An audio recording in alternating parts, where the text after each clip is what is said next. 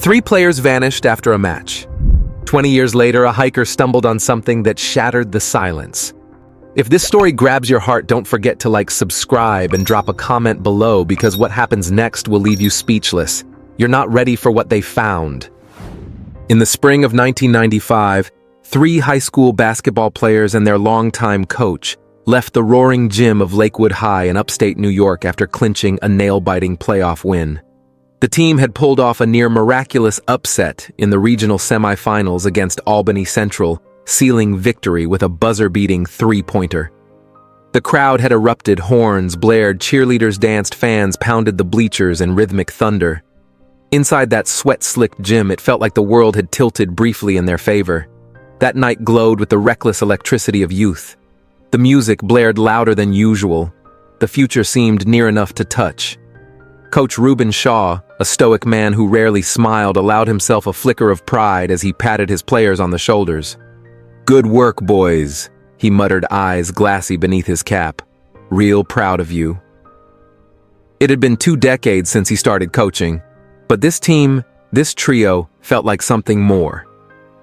Jim Walter with his calm intensity, Marcus Tate tall and steady as a post, and David Wilkes unpredictable, sharp, full of fire.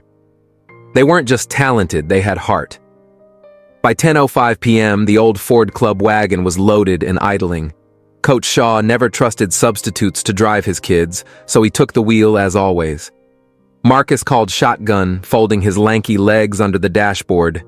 Jim and David squeezed into the back, still laughing over something from the locker room. The last of their gas station fries passed between them like treasure. Overhead, the lot lights buzzed in halos. Emma Walter stood by the curb, bundled against the late March chill, watching the van roll out. She raised 2 fingers in her usual goodbye. Jim returned it with a wide, dimpled grin, half boy, half man. She had no idea it would be the last time she saw him.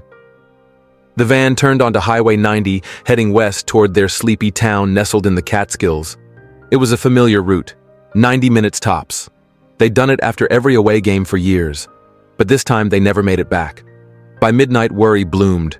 When David didn't call like he always did and Coach Shaw's home phone rang unanswered, the first uneasy calls went out. At 12:47 a.m., Emma called the county sheriff. "Something's wrong," she said. "They're not home."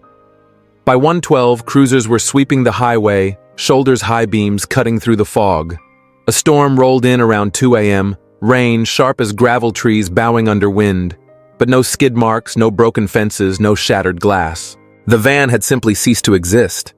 By morning, the local paper ran a grim headline, "3 teen athletes coach vanish after playoff victory." News trucks rumbled into town. Helicopters chopped above the tree line. Volunteers combed every wooded path shoulder to shoulder. Dogs sniffed out trails. Rangers scoured the cliffs. Nothing turned up, not a shoelace, not a jersey, not a tire tread. The forest gave up no secrets. As the days dragged on, hope soured into confusion. The whispers began. Maybe Coach took them off the grid, some suggested. Maybe they ran. One radio host speculated that David had a record, maybe he led them into trouble. Why didn't Shaw call anyone, others asked. Was there something he was hiding? Rumors festered. Suspicions multiplied. Still, no one could answer the question that echoed louder with each passing day. How could a van and 4 people disappear off a well-traveled highway without a trace? As days passed, the tone shifted. Reporters speculated. Rumors grew. Some blamed Coach Shaw, asking why he hadn't called. Some towns never forget, but they sure know how to pretend. As the days passed, the whispers in Maple Glen got sharper, meaner. Fingers started pointing mostly at David Wilkes. Folks dredged up an old shoplifting charge from when he was 13, mumbling maybe he'd talked the others into skipping town. He always had a wild streak, someone muttered at a gas station. Others turned their blame toward the school district, questioning how such a thing could happen under their watch. Where were the chaperones? Why wasn't there GPS on the van? Anonymous letters poured into the sheriff's office, alleged sightings of the boys at roadside diners, Greyhound stations, late-night rest stops off I-87. Each lead fizzled into dust. Within a week, the coverage waned. By the end of the month, it was mostly silence. All except for one woman. Every Friday, rain or shine, Emma Walter stood at the front desk of the Dutchess County Sheriff's Office, a fresh list of questions clutched in her shaking hands. By autumn, the state filed paperwork that quietly reclassified the case, no longer active missing persons, now presumed deceased. Emma refused to plan a funeral. "I can't bury a ghost," she said, voice steady. The town turned its head slow and shameful. The Lakewood Knights forfeited the next season. A new coach arrived. Fresh banners went up. In the school lobby, a framed photo of the 1995 varsity team sat behind dusty glass sunlight fading the edges. Most people moved on, or at least acted like they had. But for those who had known the boys who remembered Marcus's quiet strength, David's booming laugh, and the way Jim looked like he carried the whole game on his shoulders, it never truly went away. Especially not for Emma. She kept Jim's room just the way he'd left it. His posters still lined the walls. Math homework lay half-finished on the desk. Socks still stuffed in the corner. Every year on his birthday, she wrote him a letter and placed it on his pillow. Every Christmas, she lit a single white candle in the front window and waited. At first, neighbors sympathized. Then they avoided her. Eventually, they forgot. But Emma never stopped. She clipped every newspaper article, pinned every tip to her wall. In 2004, she spent her entire tax refund on a private investigator. He quit 6 months in. Too cold, he said. Too long gone. But Emma held on to hope like it was the last thread in the world, because until someone put her son's body in front of her, or told her how 3 boys, 1 van, and an entire future vanished into the woods, she refused to believe that was the end. Then on a crisp October morning, exactly 20 years to the month after the van disappeared, a woman named Lydia Vega laced up her boots and set out alone for a hike through Bear Ridge Preserve, about 70 miles northeast of where the boys were last seen. She wasn't looking for anything. She just needed space. Lydia had left her EMT job a year ago, after a bad call drifted from city to city since. Hiking was the one place no one asked why she didn't stay. The trail she followed that morning wasn't on most maps. Bear Ridge was raw, unmanaged federal forest. No signs, no bathrooms, just pine shale and silence. She carried a thermos of coffee, a small Canon camera, and no destination. The leaves had started falling. The earth smelled like wet bark and firewood. As she passed a slope of moss-covered roots, something caught her eye, a sharp corner of rusted metal jutting out beneath a blanket of leaves, maybe 30 feet down the hill. She paused, heart ticking faster. The way the slope dipped, the way the moss clung, something about it felt wrong. She crouched, brushed away the foliage. Her breath hitched. A bumper. She slid down the incline, hands scraping against bark and stone, pulling away the soil with trembling fingers. The corner of a van, buried nose first into the hill, appeared from beneath 2 decades of growth. "Oh my God," she whispered, stepping back. She didn't need to look inside to know. She took 3 careful photos, turned uphill, and began dialing every emergency contact she could get a signal for. By the next morning, the woods were crawling. Crime scene tents sprouted like mushrooms. Drones buzzed overhead. Police cruisers lined the service road, and a coroner's van idled at the tree line. Yellow tape stretched from trunk to trunk like a web of grief. For the first time in 20 years, the past had surfaced. Inside the mangled vehicle, they found 3 bodies. 2 in the middle seats, 1 slumped behind the wheel. The remains were skeletal, twisted by time and decay. 1 skeleton still wore fragments of a school uniform. A medallion stamped Coach Shaw was recovered near the driver's side floorboard. The van had clearly rolled, but not along any known road. It sat far too deep in the forest beyond where any path should have gone. Detectives speculated it had been forced off-road, or that it veered into the woods trying to escape something. But that still didn't explain how it had remained hidden all this time. No one had seen a thing, not a flash of metal, not a flick of fabric. The bones were shipped to a lab in Albany for full forensic analysis, and just like that, the media came back like a second storm. Reporters camped outside the sheriff's office. Old faces were dragged back into the spotlight. Archival clips rolled on repeat. Across town, televisions blared headlines last seen in the dial-up era. Detective Laura Moore watched it unfold from his office in Poughkeepsie, jaw locked tight. He'd been 13 when it happened. He remembered watching the Lakewood Knights on public access. Jim Walter was the name everyone knew. That night, as the news replayed footage of the van being pulled from the mud, Laura thought back to something his mother had whispered the night they vanished. Now 33 and working cold cases across upstate New York, Detective Laura Moore had seen plenty of strange disappearances, but nothing like this. Not with a van buried nose first in the forest, not with seatbelts sliced clean through, and not with 2 kids still unaccounted for. Jim Walter and David Wilkes weren't among the bodies recovered, and that changed everything. Moore didn't hesitate. He got in his car and drove straight to the recovery site. By the time he arrived, Lydia Vega had already given her statement and slipped away without fanfare. She had no desire to be pulled into the whirlwind of news vans and flashing cameras, but she left behind everything she had: her SD card filled with photos including wide shots of the wrecked tire marks imprinted in damp soil and a close-up of a rusted high-top sneaker pinned beneath the van's collapsed frame. Forensics confirmed what Moore had already suspected. The driver was Coach Reuben Shaw. The boy in the middle seat, folded as if bracing for impact, was Marcus Tate. The smallest skeleton in the back was later identified as Devin Knox. His mother fainted when she heard. But even before families could fully absorb the grief, the questions started stacking like bricks. Why only 3 bodies? Why was Devin still wearing his team jersey while Marcus wasn't? Why were all the seatbelts sliced, not snapped? Why did the windshield break outward, not inward? And what about the claw marks on the inside of the passenger door? Deep, ragged grooves like someone had tried to dig their way out. Moore stood next to the twisted vehicle, arms folded tight, staring at its buckled roof. This wasn't a crash, he muttered. This was something else, something violent. Back in Maple Glen, Emma Walter sat stiff on her couch, hands gripping a throw pillow, as the local news flashed across the screen. 3 bodies recovered in van found after 20-year disappearance, the anchor announced. She didn't need to hear the names. She knew. She felt it. Not her son, not Jim. She didn't know what to feel. Relief, guilt.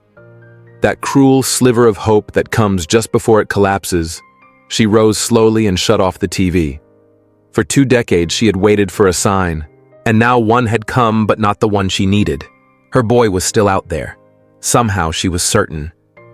2 days later, the crime scene team returned for a second sweep of the ridge. And what they found, buried 50 yards deeper into the woods, turned a local mystery into a national obsession.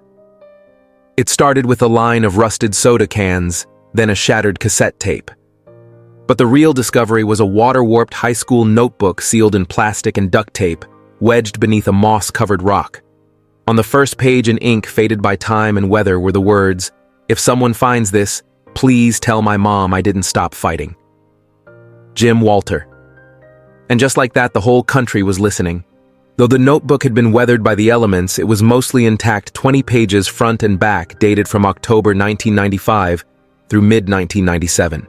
The Richmond forensics team scanned every sheet, preserved every stroke of ink. Then they handed it over to Detective Moore, who sat alone in a conference room to read it. He didn't move for nearly an hour. There was no doubt it was Jim's handwriting, steady block letters, slanted lowercase, and behind each line the voice of a teenager clawing to hold on to sanity in the dark. October 27, 1995. I don't know where we are. Coach is hurt. David won't stop yelling. Marcus is bleeding. I can't tell if the van rolled or someone rammed us. The windshield's cracked. Doors won't budge. October 29th. Devin hasn't said a word all day. He's curled up in the back jacket over his head. It smells like oil and wet leaves. I keep hearing footsteps at night. Not animals. Something else. November 3rd. David says he saw someone through the trees. Said he had a beard, just stood there. Didn't move. I didn't see him, but I believe it. November 10th. Coach stopped breathing today. Marcus thinks we're being hunted. I think he's right. December 2nd. Devin's gone. We woke up and he wasn't breathing. David and I buried him under rocks near the ridge. I don't know what else to do. Moore had to close the notebook after that. It was too much. Only redacted versions were shown to the press. The public learned that Jim and the others had survived the crash for at least 2 weeks, possibly more. But behind closed doors, Moore kept reading. The entries shifted, became erratic, almost frantic. Some were written at odd angles. Dates didn't always line up. January 1996, we saw headlights. Thought someone was coming. It wasn't a ranger. It was him again. He stood just outside the trees, watching. David threw a rock. He didn't even blink. By February of 1996, Marcus began to unravel. He spoke in whispers, fragmented thoughts. That man in the woods he said he was at the game, before the playoffs even started. He knew our names. Laura Moore paused as he read the entry breath held. April came next. I found an old trail Jim had written. It cuts away from the van. I think he uses it. I'm leaving this notebook behind just in case I don't make it back. The final full entry came in August of 1997. I think he's moving David. The handwriting quivered on the page. Says I'm too loud.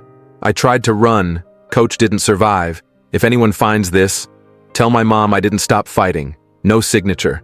Just a heavy indentation, the kind left when a pen presses down too hard like someone writing through tears. Moore sat inside his parked car, notebook closed on the passenger seat, the silence pulsing like a second heartbeat. An hour passed before he picked up the phone and dialed Emma Walter. He didn't give her everything, just the pieces she needed. Jim survived the crash, he said quietly. He lived. For months, maybe longer. On the other end, Emma didn't speak. Her breath hitched shallow. You need to come to Richmond, Moore added. You should see it yourself. She arrived the next morning, her sister steadying her elbow as they stepped into the forensics lab. Emma read the notebook without a word. The pages trembled in her hands. By the end, her lap was soaked with tears, but her voice was calm. Then where is he now? Moore had no answer. Forensics had discovered more signs, though. A partial shoe print embedded in the dried mud size matched to David's. Animal snares. A corroded hatchet hidden beneath a mound of stones. Old but out of place, none of it belonged to hikers or campers. And then there was that decades-old tip from a backpacker filed and forgotten. Back in '96, someone had reported seeing a bearded man and a teenage boy hauling firewood near a derelict cabin with no listed coordinates. At the time, it had been brushed aside, no case to connect it to. But now Moore saw it through a different lens. He mapped out the area surrounding the crash site, plotted out every structure, decommissioned ranger posts, hunting shacks, fire towers. Most had collapsed with time, except one. The Kessler Ridge Fire Lookout marked as still standing in a report from 10 years back. Moore and a team hiked there the following morning. The place had been gutted, floor-rotted furniture, charred, no sign of bedding, no trace of blood or bone. But something lingered beneath the mildew and dust, a metal coffee tin sealed tight with duct tape. Inside were 5 Polaroids, 3 too blurred to identify. One showed a teenage boy, thin, dark-skinned, huddled near a campfire holding a fishing rod. Moore's stomach tightened. The 5th photo showed a middle-aged white man, heavy beard, holding a dead rabbit by the ears, smiling into the lens. In the background, a boy turned away, disappearing into the trees. Moore scanned the image, ran facial recognition, dug through case files and personnel records. The name came back: Martin Kane, a former wilderness survival instructor, fired from a boys' summer program in 1988 for inappropriate conduct. Questioned in 2 missing persons cases, one in rural Tennessee, the other in Virginia. No charges ever filed. He relocated to the Pacific Northwest in the early 2000s, reportedly died in a cabin fire in Alaska in 2002. No body recovered. Everything lined up, except the end. Jim and David were still missing. No confirmed deaths. No witness placing Kane at the game. The van was found far off route. Timelines didn't align cleanly. Official logs had holes. It all blurred in the gray. But Moore was certain of one thing: this man had been watching those boys long before the crash. And Jim Walter had known it. The photo of Martin Kane hit national media like a match dropped in dry brush. Every major outlet splashed his face across headlines: Wilderness Predator behind basketball team disappearance, Martin Kane ghost of the Hudson Highlands. But none of it mattered to Emma. What mattered was what came next, which was nothing. No charges, no warrants, no trial, just a dead man in another state who had taken everything and paid for nothing. Moore met her in a cold gray office, walls bare except for a single corkboard of aging case notes. He slid a manila envelope across the table. "This is everything we have on him," he said. "Internal complaints, suppressed warnings, 3 jurisdictions, all ignored." Emma didn't even open the file. "Was he at the game?" she asked, her voice brittle. Moore gave a slow nod. "We believe so.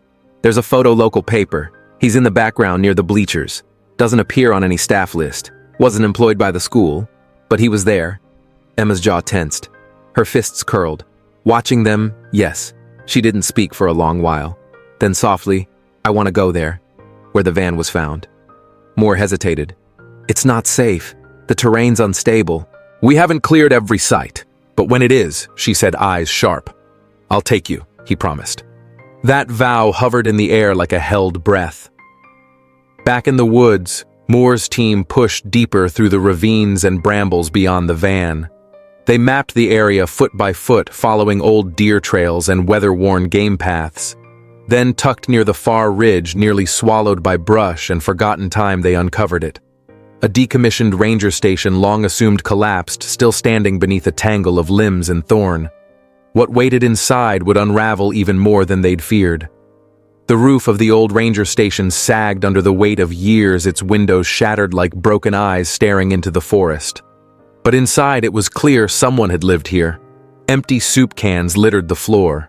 Strips of worn flannel had been nailed over vents like makeshift insulation. A child's drawing curled on the wall, yellowed at the edges, 5 stick figures clutching a basketball. One had a bold, dark X scrawled over its head. Moore stood in the doorway, flashlight sweeping the room. His voice came out low and certain. He kept them here. The team collected everything, cataloged each piece, sealed it in evidence bags, documented every square inch. And yet again there were no bones, no blood. Only remnants, only whispers. Meanwhile, Lydia Vega, the woman who had unknowingly cracked open this long-buried mystery, watched it all unfold from the shadows.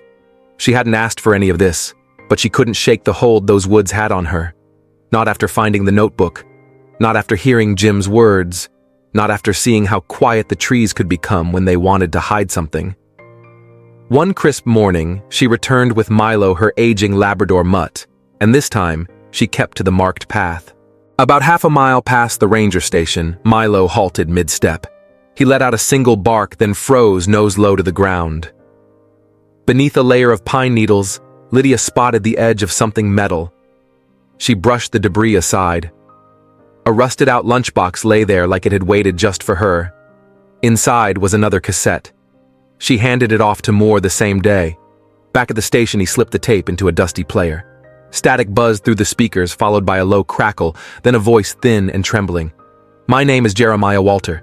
I was taken after the crash. He watches us at night. We can't run. Coach tried." The tape cut to silence. Moore's pulse pounded. He rewound, played it again. The same desperate whisper. "My name is Jeremiah Walter." It wasn't just proof that Jim had survived the wreck. It confirmed the unthinkable. He'd been moved, hidden, possibly still alive months after everyone assumed he was buried under leaves and silence. That same week, a new witness emerged. Randy Pierce, 71, retired janitor living just outside town in a rusting trailer beneath a power line hum. He sat across from Moore, hands shaking, clutching an old creased photograph. "I saw him," he said. "The man from the news." Kane. Moore asked where. "School parking lot." Day before the team disappeared. He was yelling at one of the boys. Big kid. Loud voice. The kid shouted, "You're not supposed to be here." "And that man Kane," he said, "you promised me." Moore leaned in. "Which kid?" Randy squinted. "I think it was David." The next morning, Moore pulled the original case files from storage. He combed through overlooked interviews, forgotten statements. Buried deep in one handwritten report was a note. "Girl says boyfriend made strange call from payphone the night of the disappearance. Said he sounded scared." The girl's name, Nina Carter. Now married. Living in Roanoke. Moore found her working at a daycare center. When he asked, she didn't flinch. "It was Tone," she said. "He called me that night. Said he didn't have long. Told me, if something happens, look into that guy at the gym." Moore blinked. "What guy?" She answered. "The one who always talks to David after practice." Then the line had gone dead. "Did you tell anyone?" Moore asked. She nodded. "Told the principal. He said I was being dramatic." Moore drove back in silence, gravity pressing hard against his chest. This was never just a crash. It was never bad luck or faulty brakes. It was a setup. A predator had stalked them, followed them, waited. And though that man, Martin Kane, was officially dead in a fire 2 states away, the question burned on, were Jim and David still breathing when the flames took him? Emma Walter still believed. Every night she sat on her porch, a photo of Jim in her lap, his varsity jersey folded neatly inside. The notebook never left her table. A single candle flickered beside it. One evening Moore visited. He brought the cassette. They listened to it in silence, shoulder to shoulder. When it ended, Emma didn't cry. She whispered, "He didn't give up." Moore nodded. "We're not giving up either." And they weren't. Because now finally people believed. But belief wasn't justice, and belief wasn't closure. Not yet. As fall came again, Lydia Vega returned to Ridge Hollow. She hadn't meant to. She'd told herself she was done after the cameras, the interviews, the endless nights replaying what she could have done differently. But something still pulled at her. Maybe it was the image of that sunken van door. Maybe it was Jim's voice trapped on magnetic tape. Maybe it was unfinished business.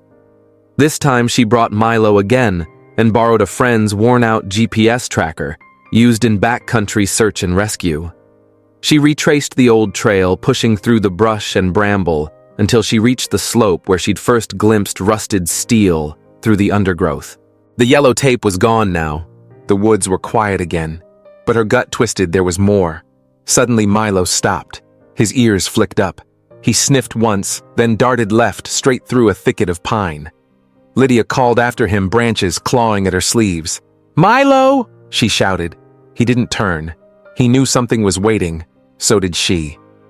"Whoa, Milo!" Lydia shouted, ducking under branches and scrambling after her dog. She found him standing by a shallow pit ringed with scorched stones, what looked like the remnants of an old fire.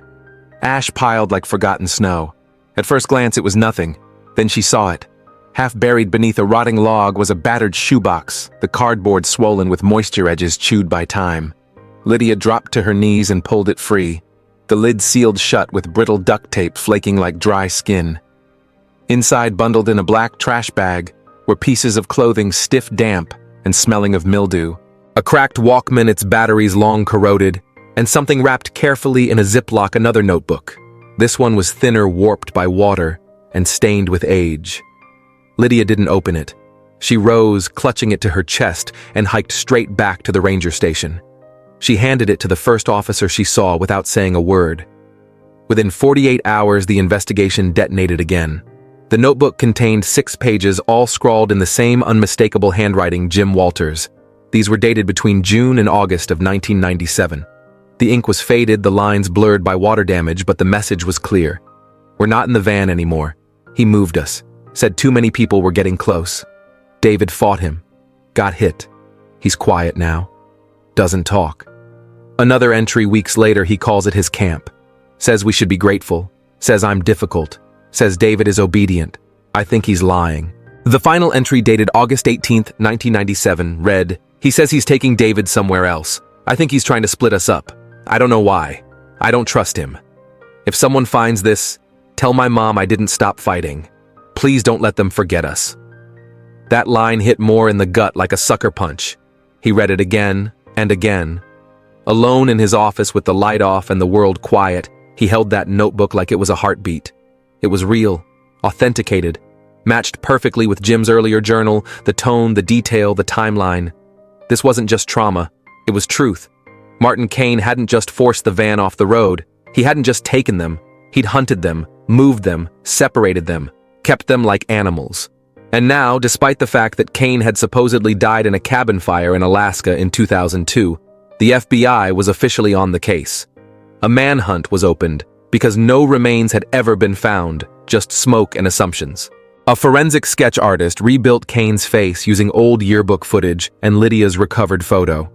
The composite was pushed to every federal agency, state police, wilderness department, and media outlet from Oregon to Maine. Meanwhile, Pine Hollow was searched again, this time deeper.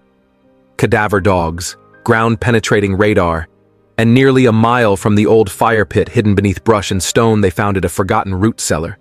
The entrance sealed with planks. Inside, more old cans, more gear, and on the far concrete wall, names etched by hand. Jim, David, Marcus, Coach. Each one carved with care, with purpose, as though someone wanted them remembered even if they never made it out.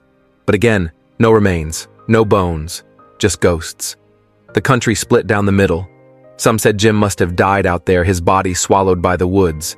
Others swore he escaped, maybe changed his name, maybe still out there. One wild theory even claimed he became a vigilante tracking predators like Cain. Most dismissed it, but not Emma. My son was strong, she told a local reporter standing beneath the fading banner of a candlelight vigil outside Lakewood High. They said he died in '95, but he didn't. He lived 2 years past that. He protected his friends. He fought every day. That's who Jim was. The story caught fire again. Hashtags surged. Videos trended. Classmates came forward with memories. I remember Jim staying behind after practice to help coach clean up. David gave his lunch to another kid who didn't have one. Marcus used to write poems on the back of his homework. They weren't just victims anymore. They were real. Sons, friends, brothers. The state convened a formal hearing officially naming Martin Cain as the primary suspect. His surviving relatives refused interviews. His old cabin in Alaska was examined again. Fire logs reanalyzed, but still no proof he died. The case was closed on paper, ruled a homicide by abduction, but no one believed it was truly over. Not Emma, not Laura Moore, not for the 2 boys still missing, buried, lost, or alive. Moore drove out of the forest that last day, the notebook on the passenger seat. Jim's voice echoing in his head, I didn't stop fighting. He thought of the fire pit, the Walkman, the names carved into cold concrete, and it hit him they never stopped fighting either. They fought from inside that van, from the woods, from the dark. Now it was everyone else's turn to fight for them, to remember them not just as a mystery, but as warriors. The state closed the case on a quiet Thursday in December. No press conference, no sirens, no viral headlines. Just a stamped file signed and sealed by the New York State Attorney General quietly declared the Lakewood disappearance an abduction homicide involving multiple victims. Martin Cain was named the sole suspect posthumously. The language was flat. Bureaucratic, cold, presumed deceased, remains unrecoverable. Primary perpetrator believed deceased in unrelated incident. 2002. Detective Laura Moore sat alone in his office reading the final page. At the bottom, in crisp black ink above a blood-red stamp, it read closed. But it didn't feel closed. 2 boys were still missing. No handcuffs would ever click shut. No judge would hear testimony. No jury would see their faces. There'd be no trial, no verdict, no truth shouted into a courtroom and echoing into history. Just a dead man buried far away, a case file gathering dust, and a town left to wonder how 3 young lives had vanished into the silence. Moore picked up the folder, tucked it under his arm, and drove to Maple Glen. He didn't call, he just showed up. It was late when he knocked on Emma Walters' front door. The last light of day curled behind him like smoke. She answered slowly, frame thinner than it had been, but her eyes steady and sharp. "Is it done?" she asked. Moore nodded. "They closed it today." She stepped back, let him in. The house looked exactly the same. Jim's photograph still sat on the mantel. The candle beside it had been replaced, freshly lit. Moore set the folder on her kitchen table, but she didn't move toward it. "I brought the original notebook," he said. "The second's still logged in evidence, but I thought you should have this." He slid it from a padded envelope. The cover was stained corners, bent, the pages worn from countless readings, but it was intact. Whole. She reached out, held it like it was made of glass. He wrote this while they thought he was gone. She whispered, her fingers gliding across the warped paper. He kept it hidden, protected it, and no one listened. Moore sat across from her. "They're listening now." She shook her head gently. "Not enough." Then she stood, walked to a cabinet, returned, holding a small cloth bundle. She opened it with care, revealing a jersey number 3, navy blue trimmed in gold, shoulders frayed with time. "I've kept this since the day he disappeared," she said. "Never folded it, never washed it, just waited." Moore felt his throat tighten. "There's something else you should see," he said. He reached into his coat pocket and pulled out a photograph. This was taken last week. It showed the newly renovated Lakewood High gymnasium. Gleaming hardwood floors, new scoreboard, bright overhead lights, and mounted on the far wall under a sheet of museum glass was a framed photograph, the 1995 team. Coach Shaw, Jim, Marcus, David. Arms slung across shoulders in matching uniforms, smiling into a future none of them would reach. Below it a bronze plaque, "They never gave up, neither did we." Emma traced her fingers along the image like she was touching Jim's face. "Your son's jersey is retired now," Moore said softly. "It hangs in the rafters." She didn't cry, not right away. She just stared, lips pressed tight. Then in a whisper that barely touched the air, she said, "He made it matter." Moore left her there in the hush of that kitchen, cradling the notebook and the photo, surrounded by memories haunted but unbroken. Outside, the wind stirred the trees. Somewhere down the road, a porch light flickered on. The town of Maple Glen kept moving the way small towns always do: birthdays, parades, Friday night games. But that house on the corner, the one with the candle always glowing in the front window, moved to a different rhythm. 2 weeks later, the new Lakewood High Gymnasium filled with warm light and quiet reverence, as students, many of whom hadn't even been born when the team vanished, gathered shoulder to shoulder with parents, teachers, and alumni to honor the memory of those lost. Coach Shaw's daughter spoke first, her voice steady, despite the weight behind it. Then Lydia Vega, flown in from Asheville, North Carolina, stepped forward.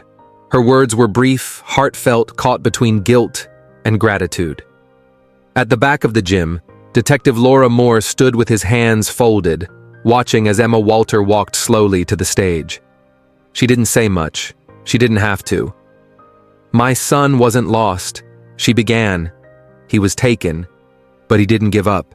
He fought every single day, and he left proof behind. That's who he was, not a victim, not a ghost, a fighter, a kid in a jersey, and a mother who still believes he's out there waiting to be heard." When she stepped down, the room went still. Then someone clapped, one person, then another. Then the whole gym stood their applause, rising like a wave, not in celebration, but in acknowledgement, in reverence. Jim Walter's story was no longer just a mystery buried in old headlines.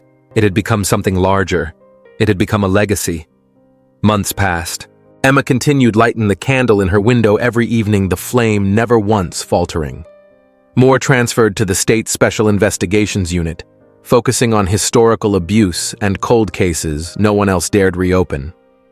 Lakewood High established a scholarship fund in the names of the boys, and out in Pine Hollow, where the van had been swallowed by forest and time, a quiet memorial was raised, a wooden sign carved by hand.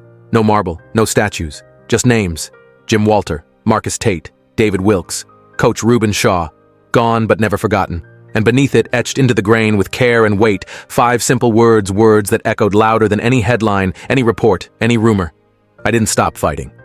That was how the world chose to remember them. Not for how they were taken, but for how they refused to be forgotten.